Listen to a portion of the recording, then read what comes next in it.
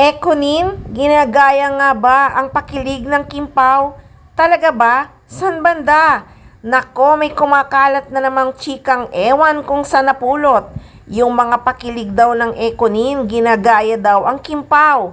Hay, sarap humalakhak ha. Wala nga akong nakikitang nagaya sa kanila. Umami na ba sila na nagliligawan sila? Nakita na bang nag-date?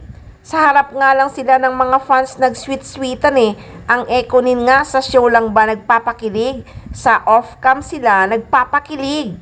Diyos ko mio, Marimar. Kahit nga si Miss Julina Magdangal kinikilig sa kanila off-cam. Nung show nga nila sa Naga Bicol, diba? Sinabi talaga ni Jolens na in love raw si Janine Gutierrez. Binuking pa talaga ni Jolens na in love si Nini ha. At parang elevation ngayon, ano? Let's all welcome Janine Gutierrez! At kilig na kilig siya sa dalawa nung naglalaro si Janine at Eko na parang bata. Kilig na kilig si Julina Magdangal.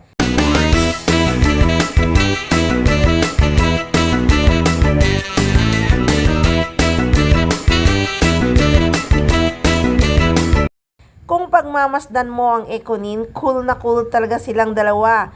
Yun yung dream ni Nini sa isang karelasyon, yung walang pressure. At eto ang abangan nyo mga buzzer, ang pakilig ni Eko kay Janine sa mismong kaarawan ng aktres. Para makita nyo kung sino ang gaya-gaya, kaya tumutok lang, dito lang sa Maarteng Machika.